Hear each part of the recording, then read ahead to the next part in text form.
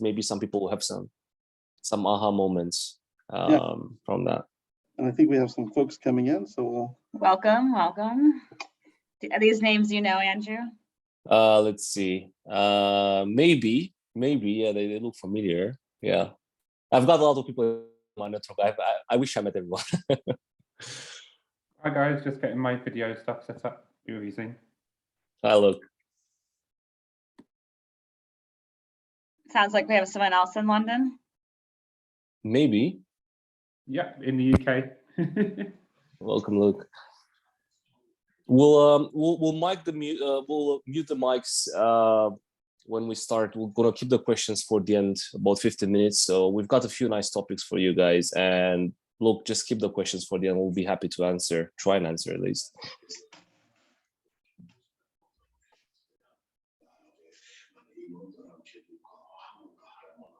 I'll reshare the creative, so maybe we can get some last minute traction here. There is no password, right, Jill? I guess. No, the password, it should say, I think it is 123. Okay. That was the downside. Did you guys have an issue with, I mean, clearly you're here, so you didn't have an issue. No issue. Didn't need a password, just opened it up from Zoom. Okay. That's cool.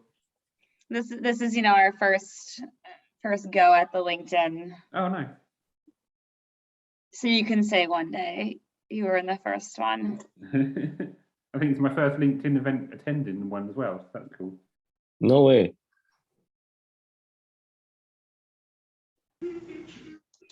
Thanks for your time, Luke, by the way, anyway. I know it's Friday, but I hope you have better things to do on Friday than watch us. All right.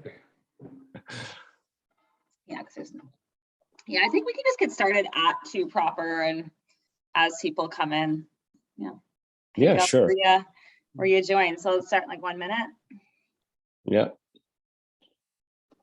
I'm just reposting now our creative. So I guess though, since to know our audience, if Luke is open to sharing, are you a digital nomad or someone who is interested in becoming a digital nomad? I've been working from home for the last 2 years since COVID started. Recently become self-employed in the kind of remote wellbeing burnout coaching space. So we've been working from home for a while, but want to get more into it and just be more involved in the community as well. Cool. I won't put our other guests on the spot, but if they feel like introducing, we're open. Awesome. Yeah, I think maybe we can start in a minute or so. I was trying to find some good travel songs. We'll do that for the next one, like as you come in. Just go on TikTok. I'm sure there are plenty. Yeah, actually, I just discovered TikTok recently. It's so addictive. It's just insane.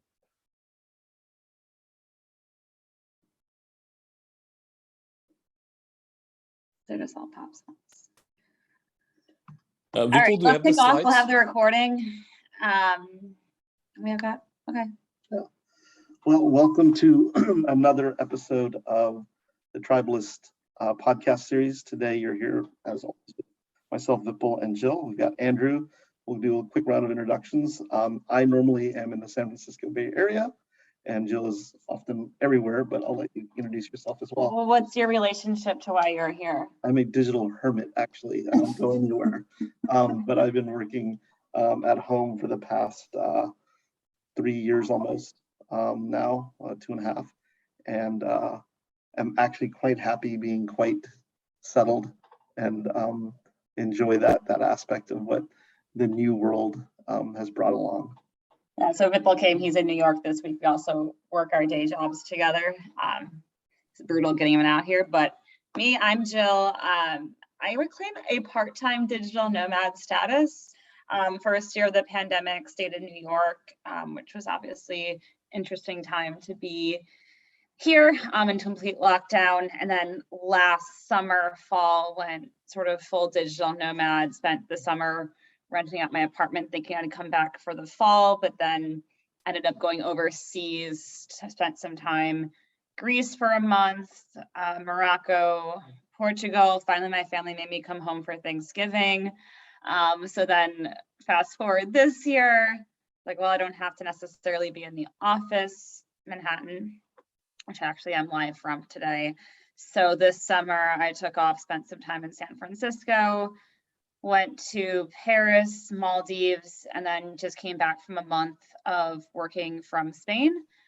All that, you know, working on East Coast hours. And I plan to sort of take off again, probably winter, go to Mexico, rent my apartment out again, and plug into sort of creating my own communities in these places that, you know, allow me the option to live there. So collectively, me and Vipul also, we have the Tribalist, which is right now website, Instagram, where we just try to curate latest in digital nomad travel, remote work, and largely run a on and off sequence of these episodes as our work during the day allows. And this one has been very special because Andrew reached out, or we connected through Instagram, I believe, because we had similar like tribal digital nomad. I mean, the name is the same. Yeah, it's pretty similar. So it was either like, either had to like, you know, be competitive, or we had to become friends. Like one of the two had to happen. So Andrew's a little, I think he's been on this a lot longer of a journey, which I think is super interesting to kind of share, because we're only, you know, impacted by the COVID aspect of it. Where Andrew, you know, I'll have you take off from how you've become where you are today. Yeah, so I think I've been a digital nomad like literally for maybe 7 years, 8 years, something like that. I was lucky enough to work for some really forward-thinking businesses that allowed me to work from anywhere back in 2000 and I don't know, maybe 15, 16, when the movement was taking over. So I was really lucky. I also worked in digital marketing, which allowed me to work digitally, literally. And I worked in the co-working space for a while, so in the industry, and I saw the trend coming. I saw the co-living popping up the next few years, which is another interesting movement we might talk about later. I started traveling officially with a job as well, and then I became like a consultant. So I think my own marketing consulting clients now. So that enabled me again to do my own schedule even more. I was even more flexible. Traveled to about, I think, 30 countries, obviously Europe, South America, States a bit, but I found it a bit expensive, I think. And then I most of my time I spend in Asia, to be frank. I think it's very affordable, pretty safe, really good value for money. Some of my favorite places are Indonesia, obviously. Thailand is really cool and very welcoming. Vietnam is opening up quite a lot. Really cool place, Vietnam. I would suggest go to Hanoi as soon as possible. You can't stay too long there, but you can do on and offs. Also, India is growing up, South India, in the co-working space and digital nomads. We've got entrepreneurs there setting up places in Goa, which is absolutely gorgeous. And then Africa, unfortunately, I've been just to a few places like Morocco, Ivory Coast, and Nigeria. Very interesting places. Want to go? Cape Town as well is very cool, by the way. So it's growing a lot in that space. They're preparing a visa too. So yeah, we're here to talk more about the future of work regarding personal relationships. I guess this episode is going to be about, and we're going to take questions at the end. We're really happy to share. We just want to bounce some really interesting ideas for you guys, and we can kick off, I guess. Sure. Yeah, I think one of the interesting things that's happened that we were talking about earlier is that different countries have responded to this newfound flexibility of being able to work from anywhere, or essentially work remotely in different ways. In general, people have a certain way of operating that has been architected over decades. And I mean, literally architected. In the US, I think it's more stark than in Europe in that we are impressive at creating unimpressive places, I like to say. And so you have your little box of a house. Not New York. Not New York, but the rest of the country. And you get your little box of a car and you get your little box of an office.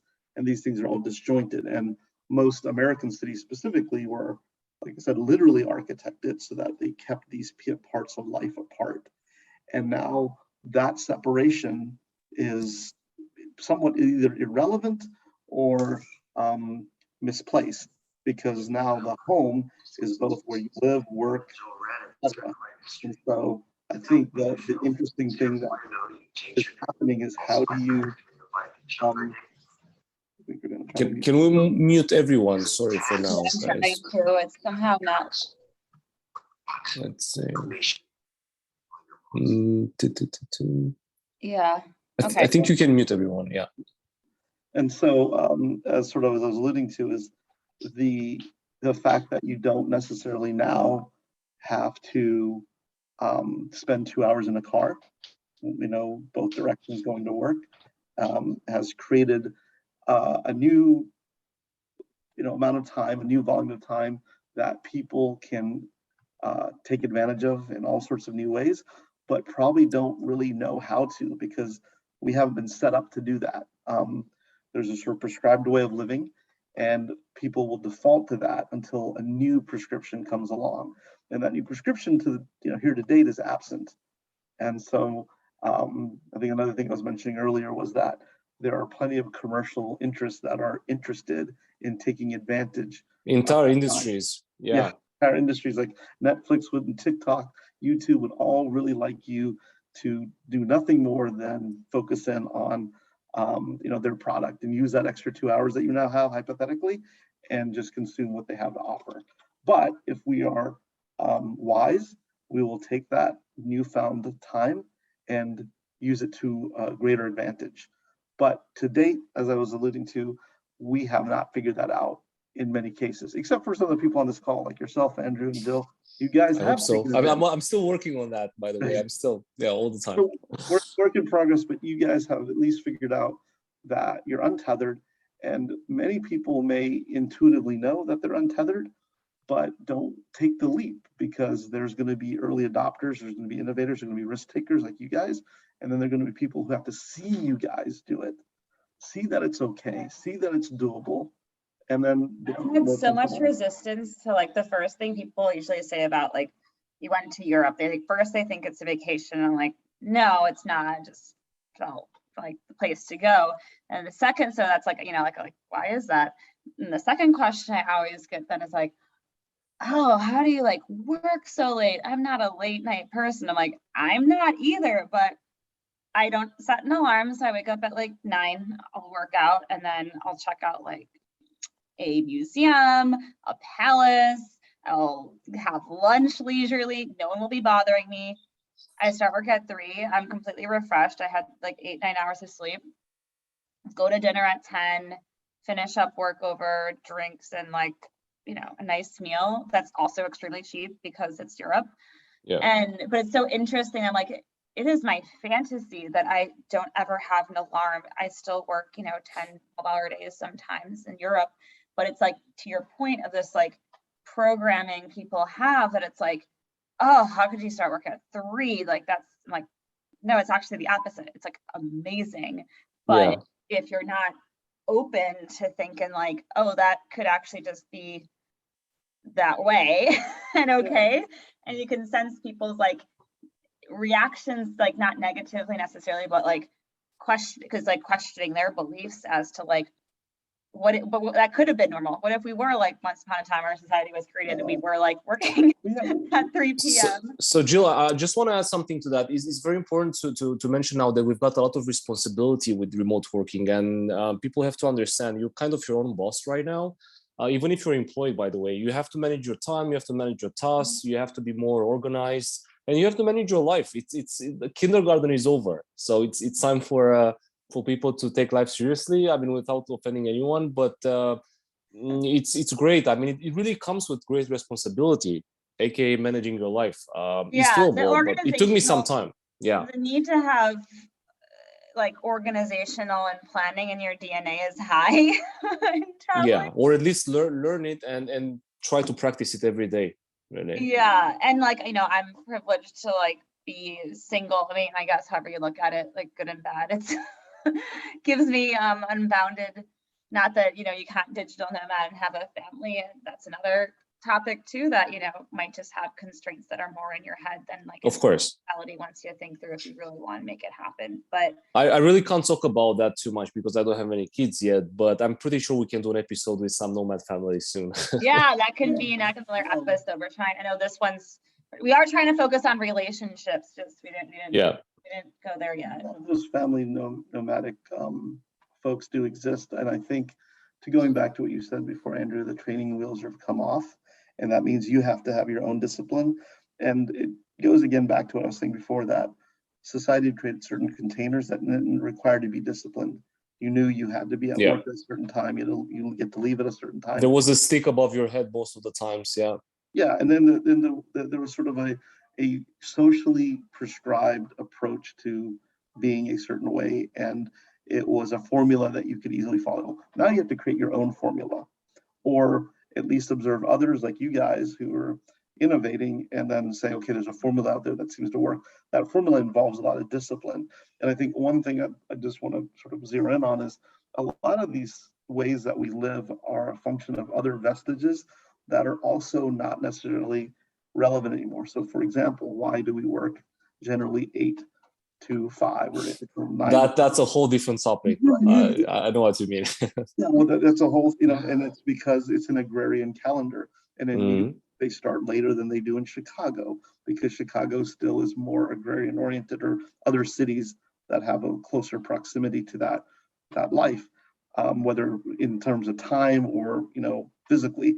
And so people don't realize, well, we do that because this is a vestige of something in the past. When we became untethered to it, we didn't really change. And that is a risk that exists here. 3 whys. Why do you work 9 to 5? Right. My boss I think a lot of people know. A lot of people know, but there is no choice. There was no choice. Yeah. But that whole framework is from something that no longer is relevant, yet we stick to it.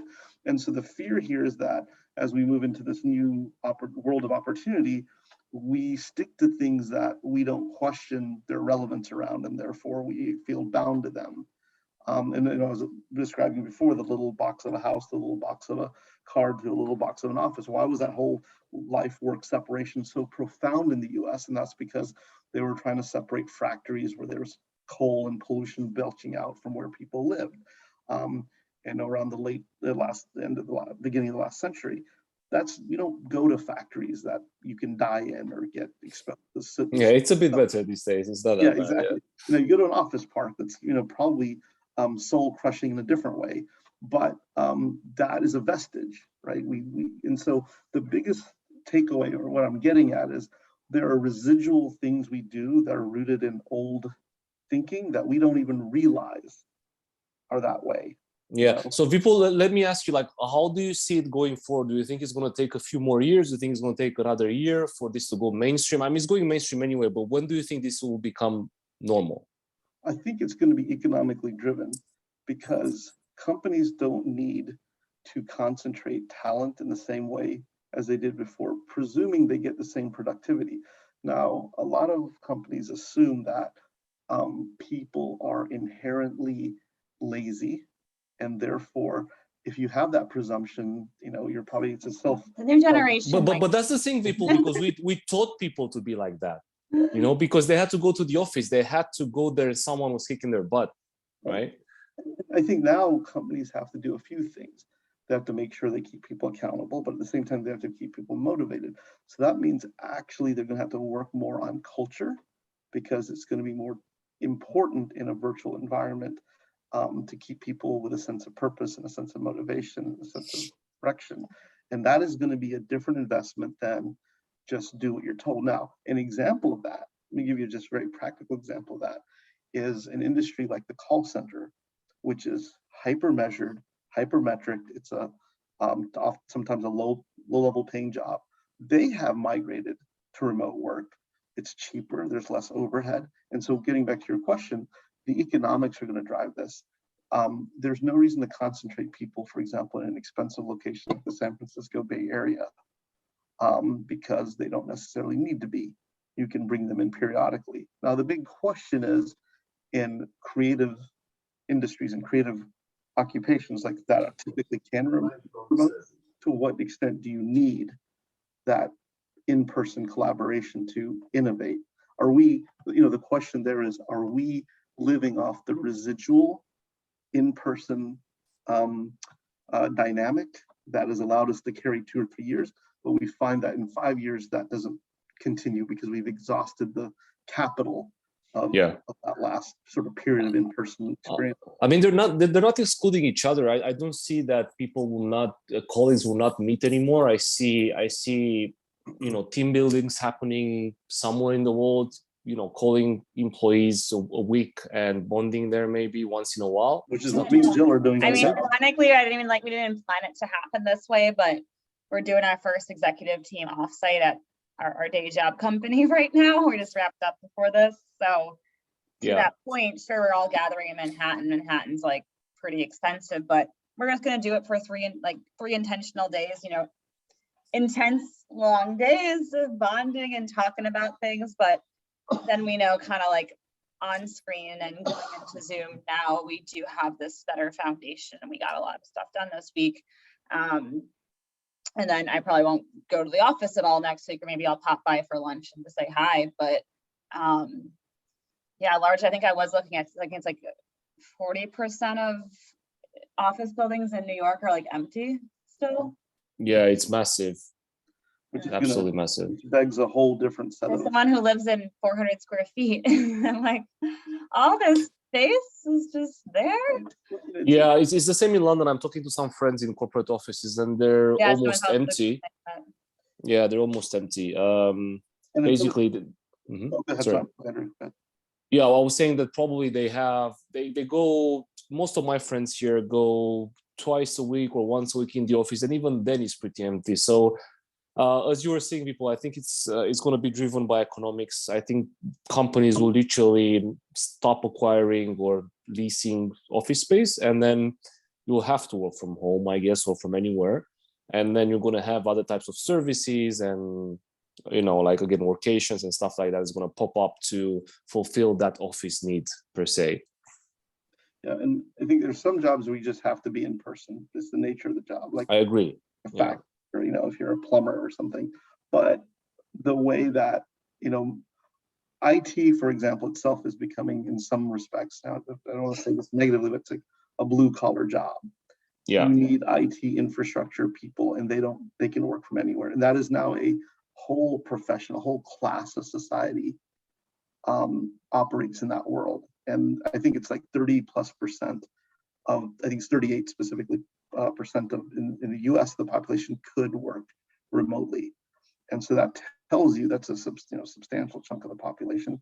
And as such, practically speaking, what are they going to do? Like, the way that they live, as we were alluding to before, is now your home is more intensely used than it ever was before.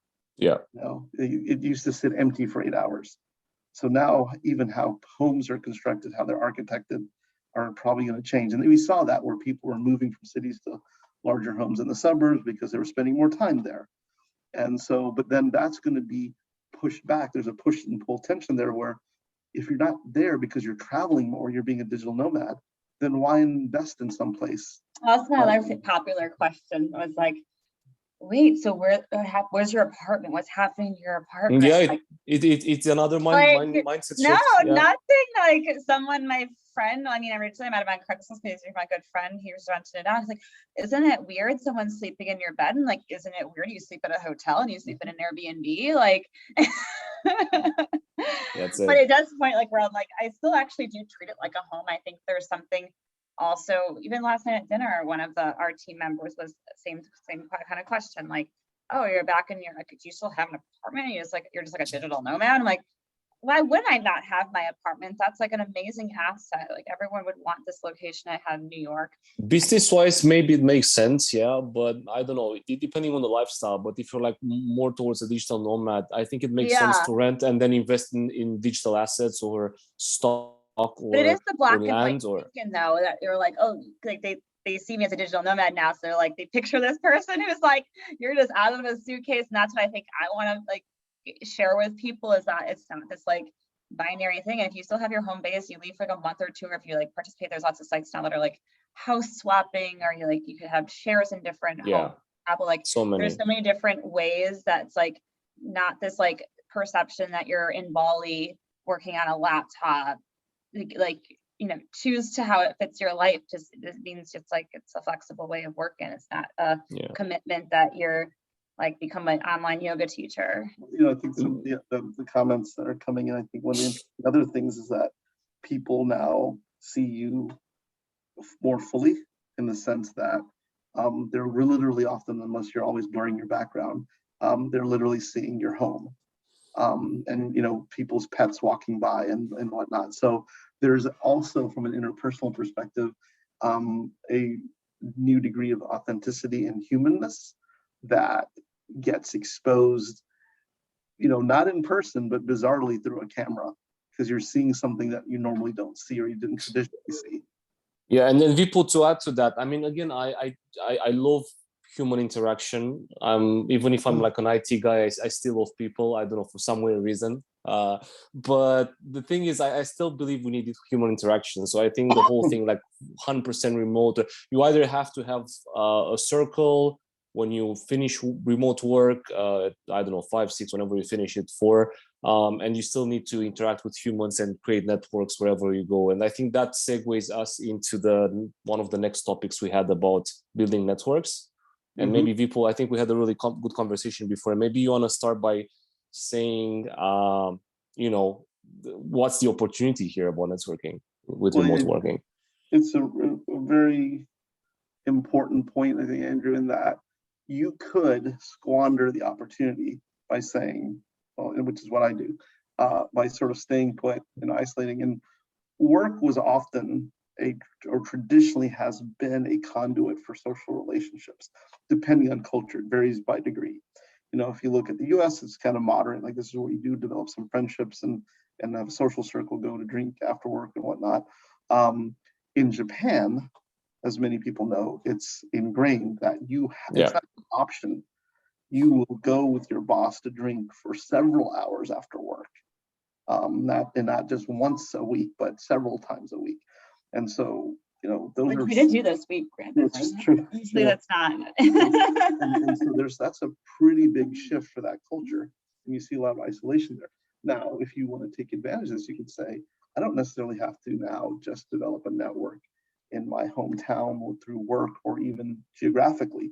Now I can literally take advantage of human-to-human connection in person, in real life dialogue, and go to Austin or Miami or San Francisco or New York or Singapore or Kuala Lumpur, wherever, and develop those networks in person, not just restricted to where you live and then where you happen to vacation or travel for work. And most importantly, where you work, because I mean, networking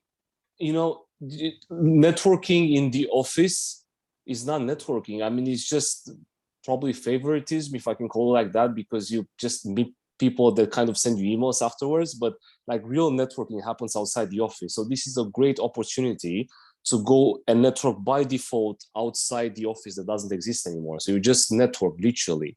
It's really, I think it's a great opportunity. I think, sorry, go ahead. I think it's also just looking at that. I mean, to just go into like my digital nomad start. So our company, my date company is Greek. So last fall, out of like, it's just sort of like timing, I fell into the digital nomad thing beyond COVID, where I just had surgery and I'd been like doing nothing for 2 months. I was like, okay, this is like COVID plus surgery. I need to like go somewhere. Where do I go? And it's kind of like you forget how much of a network you have. So I was like, all right, Greece, because I have people there from work and I'm like close with people from work. And then from there, I kind of started thinking about, okay, where do I go next? I wasn't ready to come home after 3 weeks. I was like, I would have someone like in Portugal potentially to see. And I think my other friend from business school like moved here.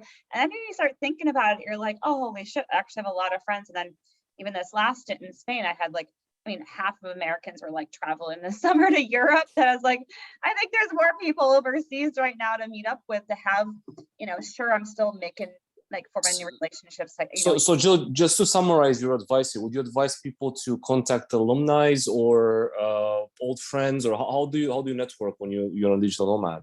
Yeah, I mean, I've realized that like having a sense of like community, like I don't want to go for multiple days without interactions. So now I try to always start with like, here's like a safe first step in that, like to the point of Greece. Like I know I'll have a few people, like they're not close people, but there might, like if next weekend I need something to do, they'd hang out with me. So it's like a safety net, like to start off with, and give you that confidence, like, okay, I'm here, but I still have like some people that are friends, and like. So are you trying to travel where your friends are, or the other way around? You're trying to find friends when traveling? I do both. Like I think I know, like I don't want to go more than 2 weeks, maybe on my complete own, like meeting people and doing the more in a like remote cave, yeah. So I sort of like this past one, for example, so the Maldives was actually more vacation than digital nomad. So that was like with friends, like 24/7. So after that, I was like, all right, I'm gonna have one more week with friends, but then I'm like good for like a week and a half. I just kind of want to have some time on my own if I meet people or whatever. And then from there, picked like Madrid. I'm like, I have a friend. She's gonna be busy, but we can meet up for a day. And I think that's all I need to sort of feel balanced, is like that sort of like one interaction with someone I know from the past or some familiar like circumstance to make me feel grounded. Another tip, advice, I know someone had mentioned about routine, and when I was talking about my routine about 3 p.m. We're creatures of habit, right? Like that's why this is so hard. But the other side of the coin of that is that habit can also be defined by ritual, which is a more stronger form of habit. And for me, like running every morning is my ritual. That makes me feel grounded and connected and kind of like operating on the same system. So I know it sounds like, like why would that matter? But for me, having that like consistent thing I do every day in the morning first thing has always been a really powerful tool. I mean, mentally, physically, but also as a creature that, even though I am clearly like open to risk, open to new experiences, like all that said, you're still wired to need to have this like thing you do every day. That's not just like brushing your teeth or no, we're talking serious stuff here. Yeah. Like something bigger, and that could be, I don't know, if it's like religious, or if it's finding the closest coffee shop that you buy and make friends with the bartender. I think that also became like a ritual too. Like I need to have like my like bar or restaurant I go to like 2 or 3 times. Like I know by like a week I know this person.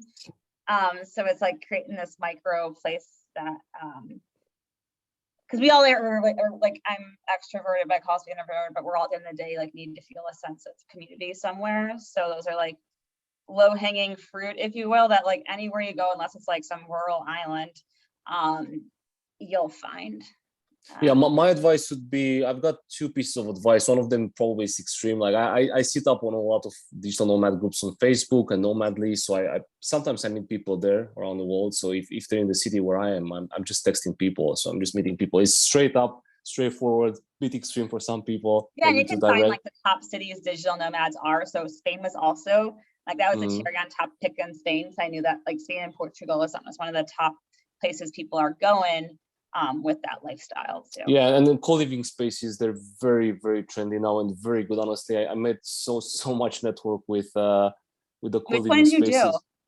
So I'm actually right now I'm in the collective in London, and I've been to Sun and Co in Spain at one point, and then I've been to Cohabs in Brussels, and I mean, yeah, they really don't have co-living too much in Asia, but if you go into some of these condos, they've got some kind of a community there as well in Bangkok, for example. So you just have to find the right building, I guess. But it's great. I mean, thing is, you've got a lot of single people coming there to meet other people and just hang around. Or a lot of them are very, very successful people, by the way, very successful. Like I met entrepreneurs like running $1 million businesses from co-living. They just didn't want to have a place for a while. They were just freestyle, exploring the world and building things on the go. They had teams of 10 people, stuff like that. So it's really good because you meet at the elevator, you meet at parties. That co-living spaces will usually organize your parties, and They will make things happen for you, and if they don't happen, you'll bump into each other for sure. I think one skill that has to be relearned is, doing things in real life, because so much has gone virtual over the past decade that sometimes that skill isn't as robust as it may have been, 20 years ago or what have you. So there's a good, there's sort of positive and negative in that, people don't naturally just walk up to others and introduce themselves and, start a conversation. That's a little bit foreign to some people. Yet at the same time, to find Don't events. ever do that in New York, even if It's the same in London. Do not bar. Yeah. Europe, Spain's also friendly. Depends. Like, if you go south, yeah, it's more friendly. Yeah. But at the same time, you can find things online in terms of events and whatnot much more easily than you could in the past. So there's, two elements of that for sure. And it's also a generational thing, people. I mean, I think millennials are still pretty social. They got the 90s, when you didn't have high-speed internet, so they had to do still in-person meetings and stuff like that. But the Generation Z is fully digital. So I noticed that, like, they don't have social skills, unfortunately, a lot of them. So it's a big problem, I think. It's a big problem because they're very good digital savvies, they can get easy jobs and stuff like that. But when it comes to building networks, it's a skill to have that they miss, I think, and they have to work on that. And the people who may need to do a little bit less of that because they have families. And one of the things I've observed is that now people can do like things like vacations and whatnot. There are more work occasions where if your child has the summer off, you can actually may not be a year-round digital nomad, but now you're not having to take the entire time off. You can go and work from different locations, and it's totally fine. I mean, that's what I do technically. So I own a dog, which is another thing. Like, what do you do with your dog? I'm like, I give it to my mom. He goes on summer vacation. But that's another. I realize like all the questions I usually get asked after like, oh, that's so cool. Is like, well, what about this and what about that? So that's why we're here to tell you. There's solutions. Not that, but I think the other side of the coin. I mean, as much as like. This episode is about relationships, expanding your personal network. Like, I mean, we could all like be honest, like we're not advertising like this should be for everyone. It's not, because you are going to have days that are shit too, just like you would anywhere else. Yeah. So what else was there, guys? What other topics did we have? I'm just looking at the list here. So we talked about the personal network. Anything to add there in terms of networking that hasn't been talked about? Guys, like I want to ask you more about the co-living. Yeah, like what is the setup there? Like, how did you find it? What's your space like? Depends. It depends on the country and obviously the price as well. So I'm an Airbnb purist. Sometimes like the last night or two, I'll go to a hotel especially during COVID when you had to get tested and stuff. It was just made that kind of stuff easier. Yeah, now co-livings are open now because the pandemic is over in a lot of countries. But yeah, so it depends on the amount of money you want to spend. You've got from small studios all the way to 1 bedrooms. I mean, some co-living in the countryside, they're much bigger. You've got your own like 1 bed. In the cities, I don't know, in New York, I think you've got a lot of nice chains there of co-living. You've got some national co-living franchises as well already. So they're quite big. I don't know the names by heart, but for sure you have them. There are quite a few in New York City and San Francisco. So you want to check those out. I've poked around because I think a lot of the ones I was seeing with like longer term stays. Longer term usually gets you a better price. So is there applications for some? Others it's just like operates like a normal hotel? So some of them are, I mean, I think most of them have short stay, long stay. So long stay gives you a better price, and also obviously you meet people. That's by default. The short term is just hotel, yeah. So they're split between like 70-80% long stay and 20% short stay because they make more money on short stays. So that's the strategy for a lot of them. It depends. Like some of them were fully long term. I think minimum 3 months. And I mean, some people live even up to 2-3 years. I mean, people living there for a while. Yeah, and again, networking is great. I would say you've got some nice facilities. For example, here in the collective, we've got the swimming pool, we've got the gym, cinema room. So I think that's the future of living for young people, at least. Yeah, that's where I felt like hostels.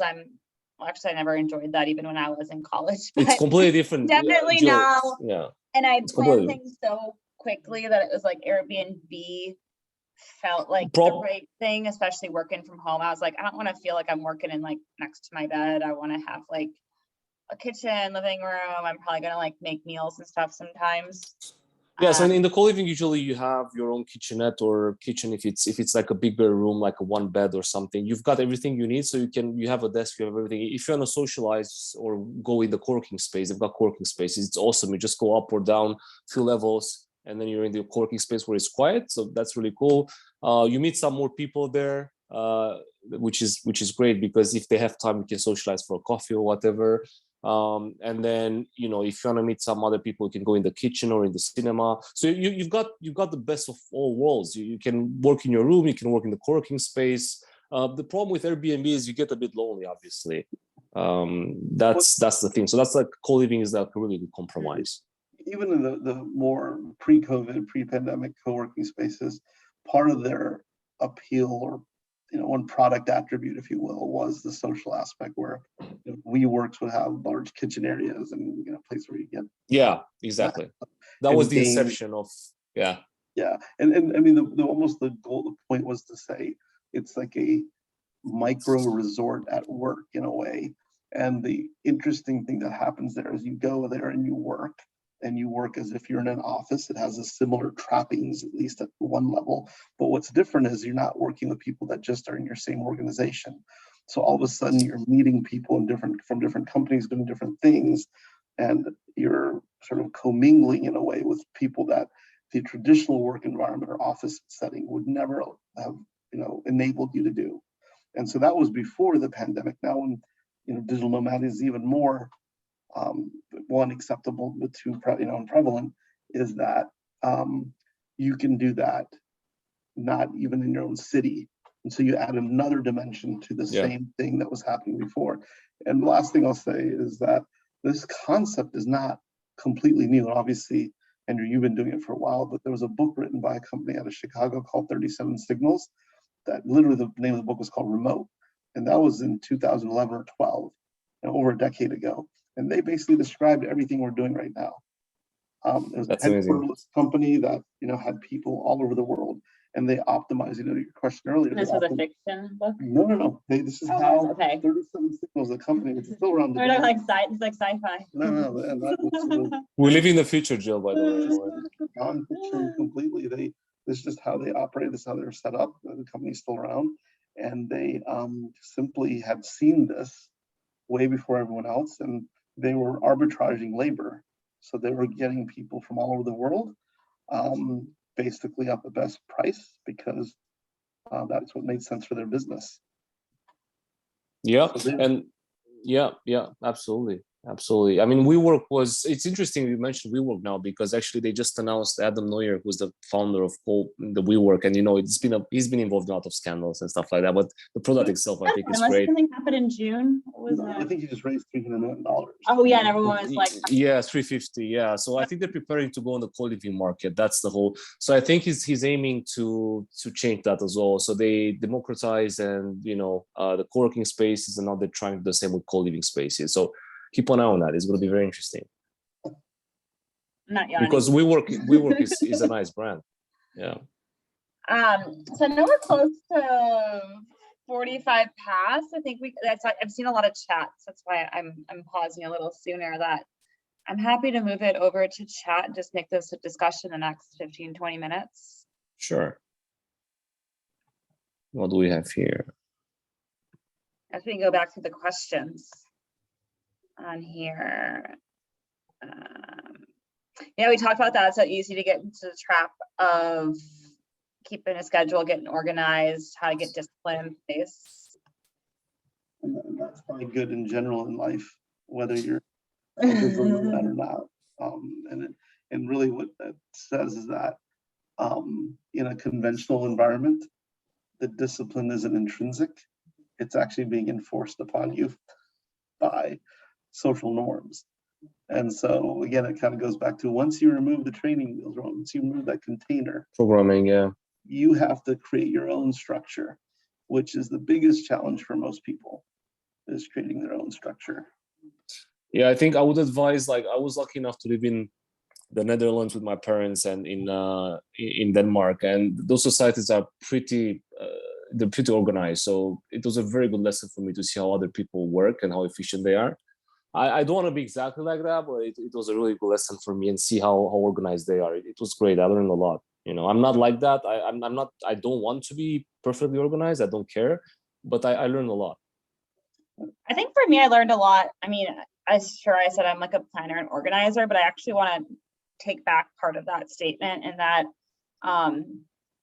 I had a looser structure of that. I think I had more of a vision.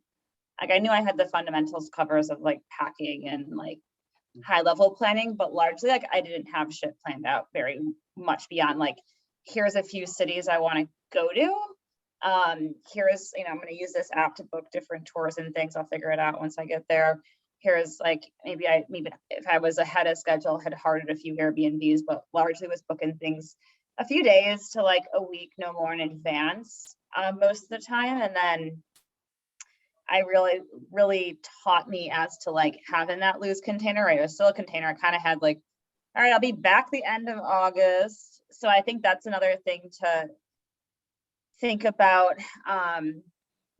as you are like planning, that it's not like you're planning your like honeymoon and need to have like dinner reservations at 7 p.m. I don't know what that like, I'm assuming it's like that. It's like I want to feel a certain way and have these types of experiences. So for Spain, I'm like, okay, I want to be by the water. I'm going to try to visit these 2 or 3 people at some point, and we'll figure it out from there. Yeah, that's the cool part. When you're slow madding or nomading slowly, it's really cool. You usually have like a few months to do stuff. So, don't stress. But at least like what I do, and I would advise everyone who travels and slow travel, is just buy things in time, because you're going to save a lot of money, and also use the apps that you can to find bargains and plan and book, because it's much easier now. We've got all the tech we need to I think do that. That's the empowering part. I was like, I would never pull this shit off 10 years ago, because like your phone, you had to get the chip usually. I still think you can get and save money that way, but it felt like you like went to a different planet, like study abroad. Like really, like it's like schedule your what's the OG Zoom? WebEx? No. No, Hangout from Google. Skype. Yeah, you like Skype. Yeah. Thing. I think I talked about it like twice the whole semester. I don't know if that's normal, but like it wasn't like now. Like I remember even being abroad. Like when I was being abroad, I was too cheap to even buy a phone. I want to like spend 60 euros. Like I lived the whole semester without a phone. Like I couldn't imagine if I was like go abroad without a phone right now. Like I would literally be dead. Like your phone and apps and like the acceleration. There's like it's getting better. Here, you're like Google Translate. Like worst case scenario, like I was trying to figure out cleaning one day, and I'm like, all right, live like Google Translate. And yeah, even just like Uber's like global, right? Like I went to Paris, and to rent a bike, I just had to scan my Uber app. Like amazing, we're like on the same system. So I mean, you've got one app where you can travel the world, and that's called Uber. Wherever you have it, in most of the places, you just open the app, you can't get lost, basically. Yeah. So what else do we have here? Let's see. Questions. I like the comment. We are probably talking from like a tech people perspective. That's been kind of chill. Large finance companies, I imagine it wasn't as much as like a atmosphere where you. Well, finance is trying to drag people back into the office. Indeed, yeah. Because they feel that that's the only way they can get production out of people. And there's probably some truth to it in that if you were sane, you probably wouldn't be an investment banker, because being at home, you're going to be tempted to live like a human being. Whereas if you're in the office, you're sort of bound there once you've arrived. It's a little bit of a prison till potentially 2 a.m, given the project. And that mode of working is critical to the success of that industry. I'm not saying it's not, traditionally in tech, the old days of Silicon Valley, people worked all hours. but you can still do that. In fact, a lot of coders and whatnot do that. But you don't need to be trapped to do that. There's usually an intrinsic motivation associated with that, or sprint deadline. Whereas in the banking world, I think it's different. You have to be in these team settings. These deadlines are sort of much more. So many men that live structured lives have a career built on their identity. The career man, yeah, Well, the salary man. It is that. It is basically you have to publicly display that you are a machine. Not that women shouldn't do banking or anything, or banking is bad, but it's an interesting, as we're talking about like relationships and like how to build your life and think about life.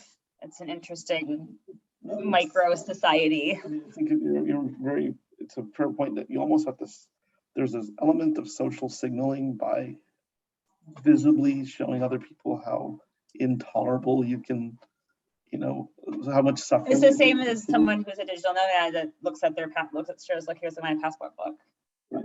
It's the 80 hours a week or the 80 stamps in your passport book. I see those people on my desk, or I'm here till 2 in the that's part of the identity, and you want to. There's a badge of honor associated with that, and that mental model is critical to getting as much value out of that labor pool as possible for that industry.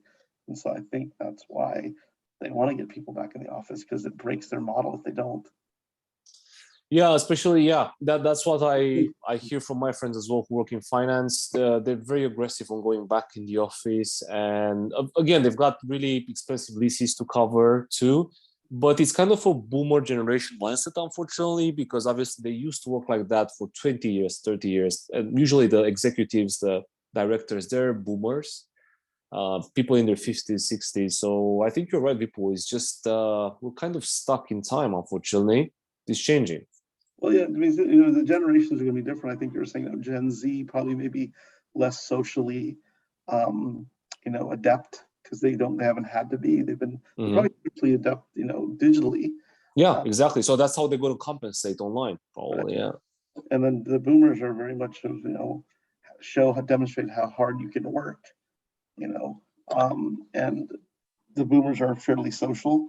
If you look at the generation, right absolutely. after that, the one I'm in, actually, we were latchkey kids, very much independent loners, and so we're totally happy. Like I was saying, why am I a digital hermit? Because in my childhood, you came home, no one was there, you let yourself in, you made yourself, 10 years old, you made yourself your lunch, and you were basically. Yeah, so sorry, people. That sounds terrible, mate. I don't know. That was an whole generation. I was basically what you would call lost for most of the day. Key on the neck, we call it, with the key on the neck. Yeah. Right. And I would basically reappear physically like around 5 or 6 o'clock.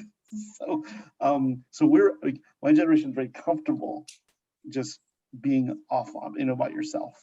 And then I think millennials are a little bit different. That they love being social, and so where the pandemic was probably pretty hard on that generation. And so, but they're also the ones who have the, just the right amount of experience and the right amount of youth to basically experiment with things like digital nomading, like you guys are. Yeah, and again, Gen Z is quite different. They're quite lonely, I would say, and antisocial. Maybe they socialize more online. I think that's it. But it's quite weird. Like even for me, I'm a millennial. It's hard for me to understand how that works for them. But yeah, I'm pretty social. It's true. So I guess I don't know. Maybe Gen Z is perfect for digital nomading. Maybe because they stay so much online, they don't feel lonely. Maybe I don't know how it works. We have to ask them. Yeah, so sure. Like my generation wants to be social, but doesn't have to be, because we've been conditioned to operate live independently almost. So just take care of yourself. I think it's Gen Z is interesting because they're dependent and also isolated. Does that make sense? That they're usually taken care of and still isolated. So it'll be interesting to see how they adapt. Let's see what else was here. I was actually going to pull up because I cited that there's like a McKinsey study on that in terms of how each demographic is responding to being at home. for the pandemic. I was trying to pull it up right now, but yeah, I actually think it's like kind of the opposite. Is like Gen Z's, like they did want to be in, like the older people. Like, let me pull it up to be. Yeah, they have some nice graph too, if you can pull that one. Meanwhile, yeah, I think Luke was saying something about socializing is exhausting. I think, look, it's more about your circle and your network. Like, you don't actually have to. You know, maybe you're around the wrong people, or maybe you need a new network. Honestly, it's like. Yeah, you want to be around people that give you energy versus take it from you. Yeah, and in the end, you can pick your battles. So don't socialize with those people. Just find someone else. I also had to. I think it's a thing that comes with age. You have to restrict your circle more and more as you get older. And honestly, that's a great thing because you want to keep quality, not quantity. You know who's additive versus subtractive in your life. I think that's important. And yeah, it's not clear. It's not easy to determine. It's you basically, that power of discernment improves over time. Yeah, agree. And also when I travel, I try to read people. I think it's normal. I think it's normal. So I'm trying to keep, very high quality people in my life who give a lot, and because I also give a lot, and they're honest and willing to share. So yeah, try to do that. Don't waste time on nonsense. Makes sense. I was going to drop some stats here. I got it finally opened up. Oh, it's about the mental health issues too. Yeah.